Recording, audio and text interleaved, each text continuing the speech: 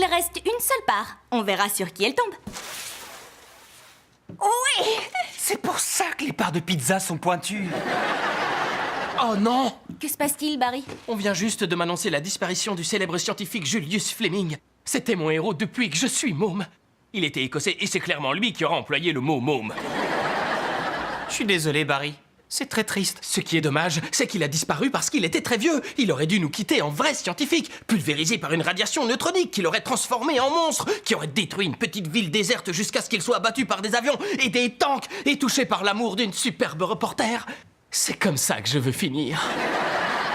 Oh, Barry rêve d'une fin dans les bras d'une sublime déesse. Je n'arrive pas à croire que je n'ai pas pu rencontrer mon héros. Moi, j'ai rencontré mon héros. Tu sais, un jour, Abraham Lincoln est venu dans ma chambre la nuit et m'a proposé d'aller pêcher. Naldo, c'était sûrement un rêve. Alors, comment j'ai eu cette licence de pêche avec le nom d'Abraham Lincoln dessus? J'ai fabriqué de fausses licences de pêche avec le nom de tous les présidents.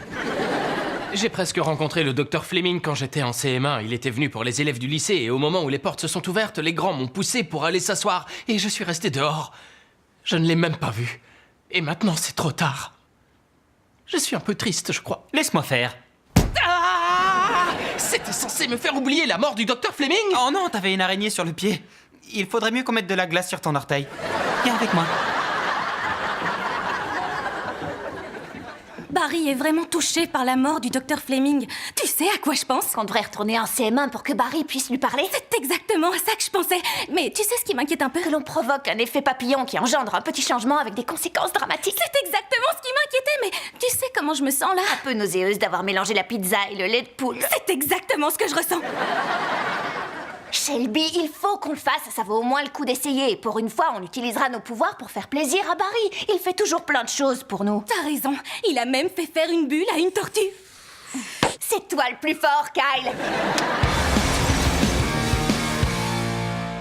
On aurait dû réaliser qu'en retournant en CM1, on se retrouverait à l'école primaire à 5 pâtés de maison d'ici. J'arrive pas à croire que tu m'aies sorti juste avant le goûter. Et en plus, c'était le jour du pudding. Le seul jour qui soit mieux que celui du remplaçant qui passe un film au lieu de faire court.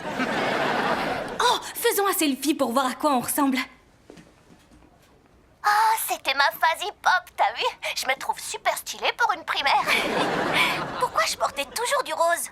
Parce que t'étais canon, ma sœur.